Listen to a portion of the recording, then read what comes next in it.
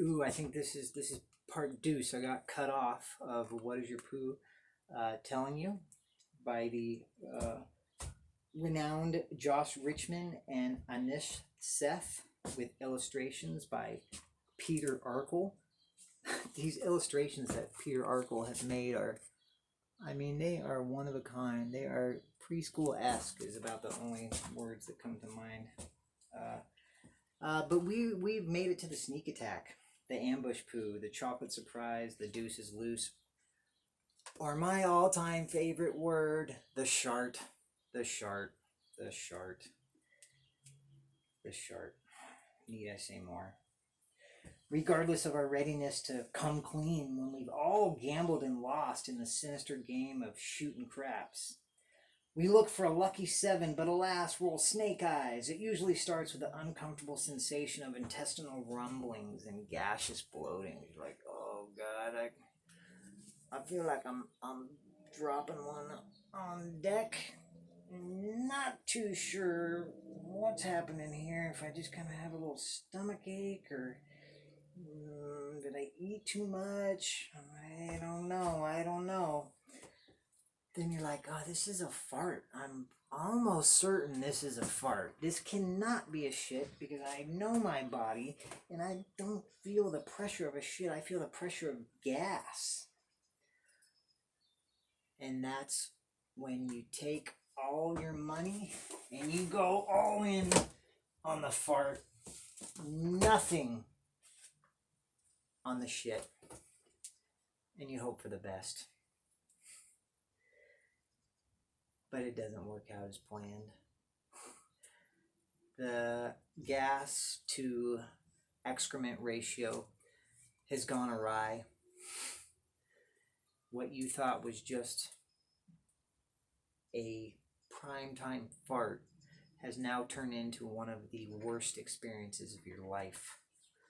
There's nothing more belittling and just fucking chop you down and make you feel like an idiot when you shart your pants. Because this is a decision that you've consciously made to let it ride. So you feel guilty that you shit your pants, dude. You shit your pants, bro. Get a grip, dude. Little kids shit their pants, not adults, for crying out loud.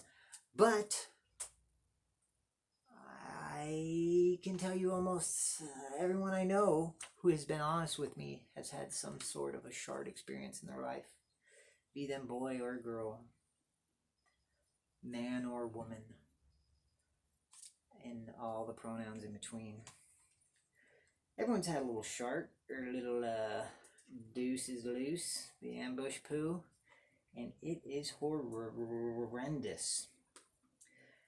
In addition to staining your underwear, because, like I said, not just air, the smelly remnants of the sneak attack will follow you around until you perform the necessary cleansing ritual of hopping in the shower, for crying out loud. There is no recovering from a shart. I could give you a month's worth of toilet paper, and that is not gonna cut the mustard or cut the cheese or whatever that saying is. You got to shower, dude. And if you don't have a shower available, you got to get the underwear off and discard them in a discreet location and find a hose or some sort of significant water source to rectify the situation in a manner where you don't walk around the rest of the day walking funny because you've got shit remnants from your shart left in your pants. And stinking like you crapped your pants. Okay? It's kind of ridiculous. When faced with a sneak attack, we recommend taking care of the cleanup immediately. Like I said, immediately. You don't mess around with this one. You gotta clean it as quickly as possible. Often, this may require throwing away your underwear, like I said, and going commando the rest of the day. Get them somewhere where no one can find them, though.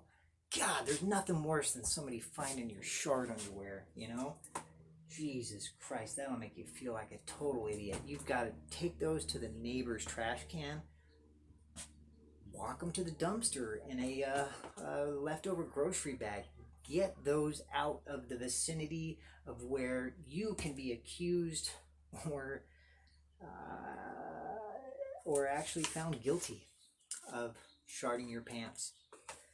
Unless you're with the bros and you're like, dude, I sharded my pants. I was so wasted last night. That was gnarly. That's a whole nother situation. Those aren't as bad as the tragic shark. Oh, the old soft serve, the Jabba the Poo, Play-Doh, the cow patty or septic seepage. This is just a little bit more dense than the consistency of diarrhea, but often smaller than a normal poo. This solid yet amorphous turd comes out in one smooth, steady flowing motion, aka the soft serve. Just it's like you don't even feel anything. Your sphincter puts in minimal effort. There's no pinch. There's no strain in the beginning. It's just like it's like when the soft serve handle at your favorite yogurt place, it doesn't stick in the beginning or get stuck down. It just smooth as silk. It's a beautiful thing. If you deposited this poo directly into a bowl, it'd be easy to mistake it for a dish of soft serve ice cream, like I said, from Dairy Queen on a hot summer day. Because this thing, and you know what? If you're lucky, you get the curl too with a on the tip. It's fucking beautiful, dude. It's beautiful. Well, and let me just let you visualize that one, the old soft serve. It's a thing of wonder. How about this? Poo nugget, poo in the animal kingdom. You know, rabbits can produce more than 500 pellets of poo every day. 500! And horses poo 10 pounds worth of crap without even breaking a stride. Horses would be hauling ass taking a shit. 10 pounds. Boom. Gone. Wow, that'd be a good diet, huh?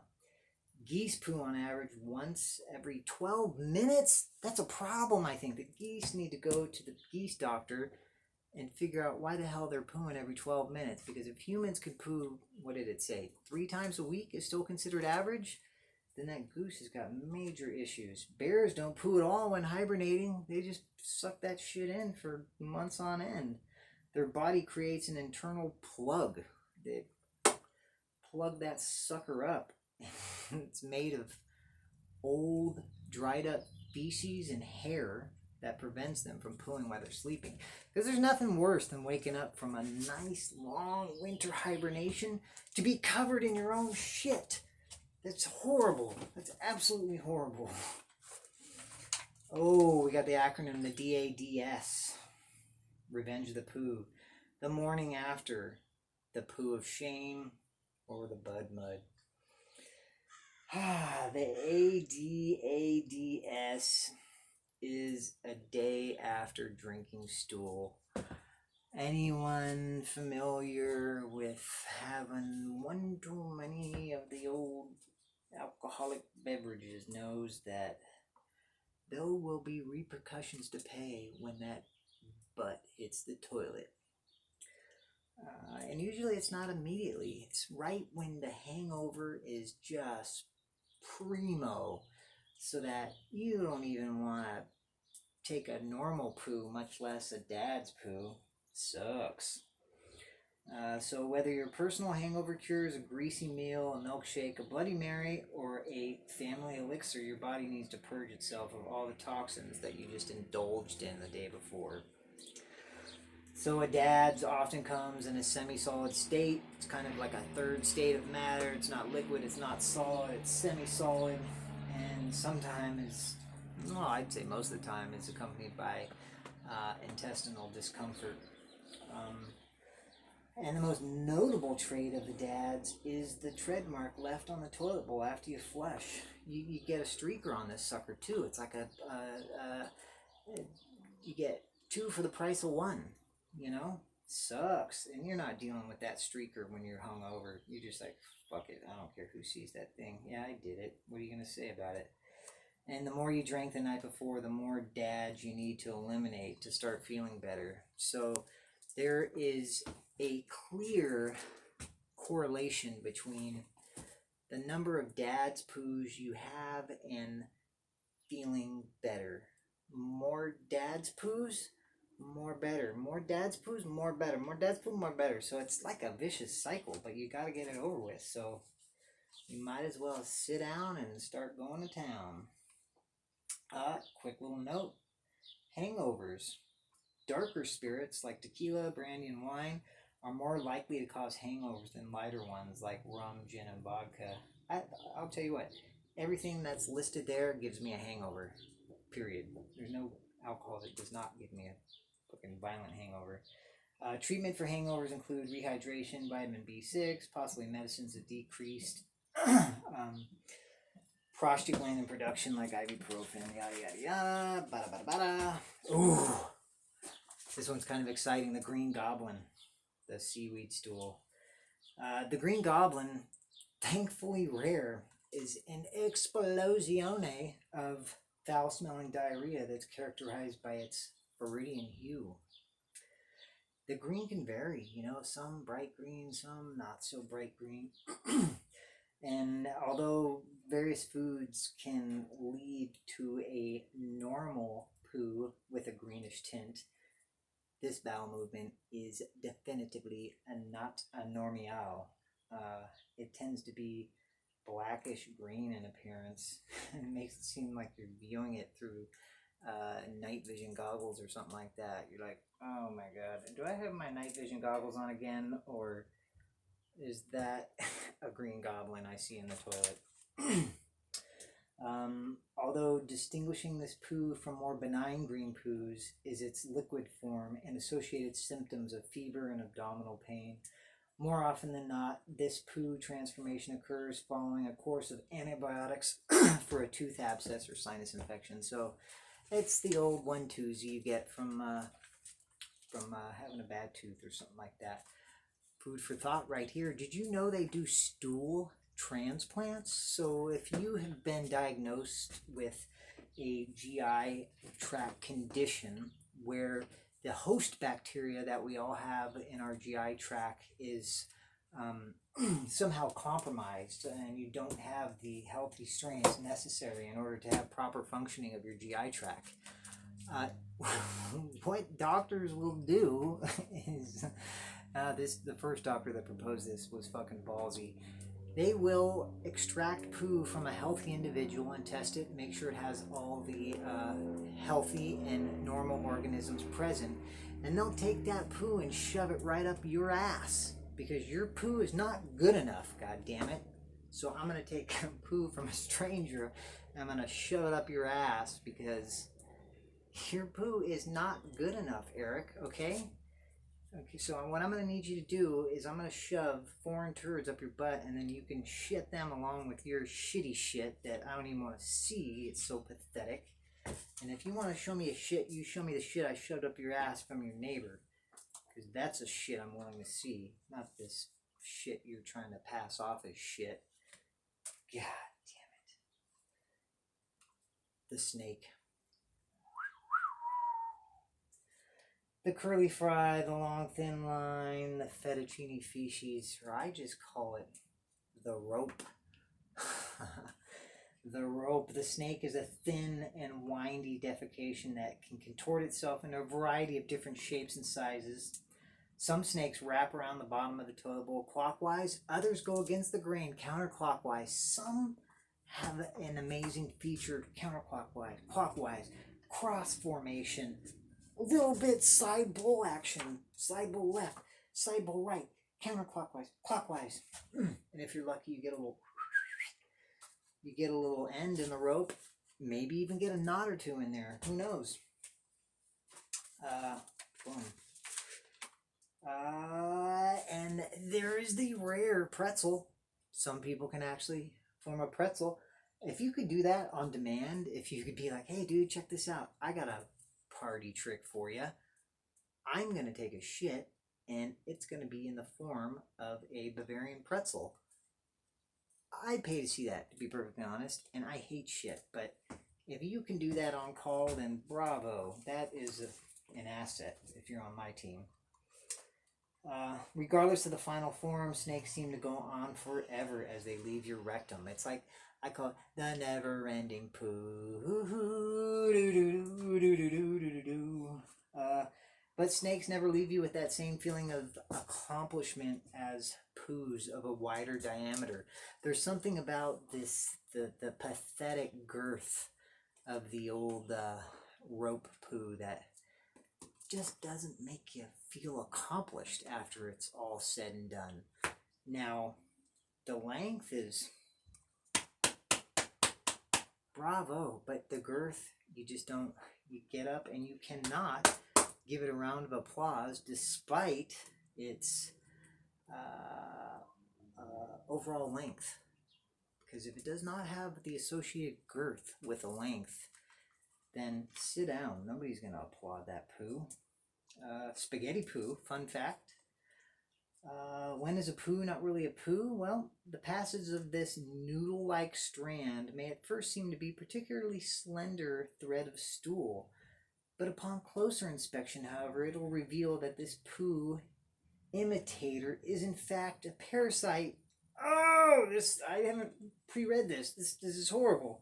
The Ascaris lumbricoides. These worms, somewhat reminiscent of angel hair pasta, can grow over a foot long.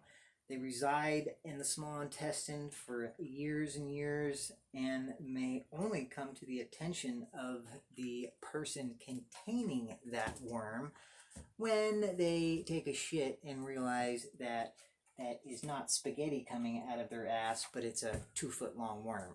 You know, that would be so fucked. So, anyways, the pebble poo, rabbit poo, kibbles and bits, splashers, butt hail, blueberries, buckshot, or the meteor shower. Need I say more? We all know what this one is. Not exciting at all. Boo, game over. But did you know that humans lack the enzymes necessary to digest cellulose, the main constituent in high-fiber foods? Cows, too, lack these necessary enzymes, but are able to digest the cellulose found in plant cell walls by utilizing enzymes produced by bacteria in their intestines. So they themselves are unable to digest it, but they have a symbiotic relationship with a bacteria that resides in its GI tract that facilitates the digestion. Booyaka! Fun facts for the family. Fun poo facts for the family. I'm here not only to inform you, but hopefully entertain you. Ooh, the log jam. No bueno. Ghost poo. Can't get the train out of the tunnel. The colon congestion. Corked. FOS. Stuck up. Crying wolf and false alarm. Despite stomach pains, rancid gas, and the feeling of a turd on deck, no matter how hard you push, there ain't nothing coming out of that butt. I'm sorry, there's a helicopter going over, but that's okay. I don't think the information contained wherein is too important that a helicopter is going to really screw us up. And after 10 to 15 minutes in the bathroom, your friend, your spouse, or roommate may start to worry, and they're like, man, I know Eric's been a little bummed out lately. He's been in the bathroom for like 15 minutes. Should we go check on him? You don't think he offed himself in there, do you? No, that's just a false alarm. Log jam. Nada. There's nothing coming out, and boy, do you try. Because it feels like it's there. There's gotta be something there. I know I have a poo on deck. Nothing. And when you ultimately decide that this was a false alarm, the emptiness of the toilet bowl is a cruel reminder of your inability to perform under pressure. Nothing more disappointing than an empty toilet when you're expecting. The gift poo. Very nice. AKA the Pollyanna poo, the phantom poo, the surprise party, the shock and awe, the fleshless folly, and the river pickle. One of my favorite names. Gift poos are turds that people leave behind in toilets without flushing. So this is a variation of the upper decker. The upper decker is some next level taekwondo shit. The gift poo is just when you're feeling like a dick or you're so baked that you wiped your ass and got so sidetracked you forgot to flush the toilet. Typically, this will only happen in your primary residence, but it has been known to occur at family and friends' houses as well. Uh, just mental note, when you get up or before you get up, make sure that sucker's flush. Give it a little once over the shoulder and make sure that that turd is a-okay and well on its way. I fell into the burning ring of fire. The ring of fire, the acid poo, the Hooters souvenir, the curry in a hurry, fire in the hole to the Basco turd, and the feeling the burn. I really don't want to go into detail. I believe all of those synonyms pretty much tell the story of the ring of fire. Across the board, no good. What else can I say? Camouflage poo, the Dalmatian dookie, the chocolate chip cookie dough, black and tan, and the olive loaf. This one is a good one. This is like your old grandma or your old aunt's, what's that called? That cake that has fruit cake, sort of. So it's a reference to a multicolored poo varying in shades from black to brown to green. Camouflage poo looks like a mosaic of diverse excrement from different sources and from assorted meals. So it's kind of like a, what do they call that when everyone brings something? It's kind of like the potluck of poos, for lack of a better term. A little bit from this meal, a little bit from that meal. Maybe he didn't poo yesterday, so we got some from yesteryear. But basically, it's like a schizophrenic poo. It doesn't quite commit to any particular color or texture. While it is all one unit of poo, it resembles a conglomerate of poo, with many pieces of poo forced together from the impact in your colon until it slowly resembles one poo mosaic in nature. Due to their camouflage coloring, such poos have historically been difficult to identify in the wilderness. Just in case, so be careful. But thankfully, the present day practice of using toilets affords us the pristine white backdrop against which we can carefully examine these colorful poos. I mean, we are just so spoiled now, you know. If you wanted to take a good look at your poo way back in the day, you had to sort through leaves and dirt and rocks to really gain an appreciation for what you just left on the ground.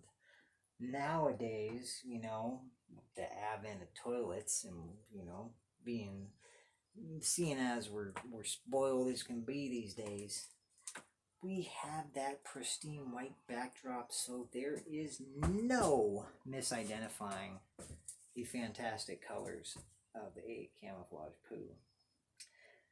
You know, the type may vary significantly. The texture is usually a little bit bumpy, and it does look like it looks like you grabbed turds from all your best friends, stuck them in your butt, squished them in together into one turd, and then boom, exit. Another horrible one I hate to talk about, the hanging chad, the grundleweeds, the klingons, the buttbark, the lone ranger, the turtlehead, the crap crumbs. I don't want to go into further detail. These are a big time bummer. Okay, we'll try and avoid the hanging chad altogether. Poo nugget in certain professions, constipation is an occupational hazard.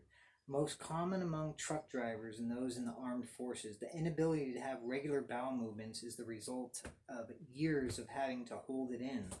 The retention of stool leads to gradual stretching of the rectum and disrupts normal reflex that triggers the urge to defecate. This is something I'm guilty of because I will do whatever is necessary.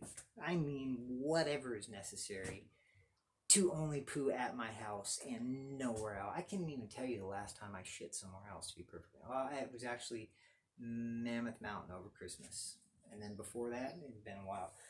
I'll hold it for days if I need to. If I can't get home, I do not like the feeling of foreign toilets against my butt. And to be perfectly honest, I don't think I ever shit at school, not once. I think I don't think I've ever shit in a public bathroom. That's for sure.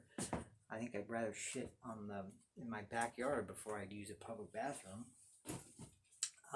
And hopefully your kids don't do this, and they get accustomed to only shitting in one place. They start holding it in, like they said, your rectum stretches, and your shit doesn't inform your body that it needs to come out as quickly as it normally would, and then you walk around packing shit all day like a backpack that you don't need to have on. Get that stuff out of you already, okay? Oh, rotten poo. The napalm, the rancid poo, aftershock poo, or Agent Orange. This is just the stink bomb. It is poo with a smell factor of 10,000. Spray or addition of some rectifying agent will only make matters worse. This poo has such a powerful smell that any spray or disinfectant you use will only add to the shittiness odor that will be overwhelming with a splash of chemical if you try and resolve the issue with a little bit of this or a little bit of that. It's bad. It's so powerful that anyone even entering the facility within the next several hours will become severely affected by it. And I'm talking hours. Like, someone will walk in and be like, God damn, did you just take a shit? And you're like, Jesus Christ, I was at like 9 this morning. It's like 3 in the afternoon. You can't smell that. Are you lying to me? No, he's not lying. You just had a smelly fucking shit. And we're going to end it here with the clean sweep. This is kind of like the fucking grand slam, the Hail Mary, the last minute goal before the buzzer, the wipeless poo, the perfect wipe, the Mr. Clean, aka poo bliss. On a rare and special occasion, you engage the entire stooling process from beginning to deployment. And note, in the cleanup phase, there is no poo residue left on the toilet paper, no matter how aggressively you wipe and how deep you penetrate. And after like 2 or 3 clean wipes, you start digging for something. You're like, dude, I got it. Like, just show me a brown spot so I can feel accomplished and finished. No, nada. I call it the immaculate poo. That's my name for it. It's a thing of beauty, but it makes you a little nervous too, because you're like, did I miss something? And you may tend to go through more toilet paper than you would if you were actually getting some excrement off of your bum in a panic trying to come up with something. But once you've come to the realization that you've had an immaculate poo, you have a deep sigh of relief, a feeling of accomplishment, almost inevitably followed by, why can't every shit I have be like that? It would be incredible. Taking a shit would be a pleasurable experience if you had an immaculate poo every time. So, I leave you with that, ladies and gentlemen. Hopefully you found this amusing. Take care. Stay well. Take a look at your poo. And be cool. Late.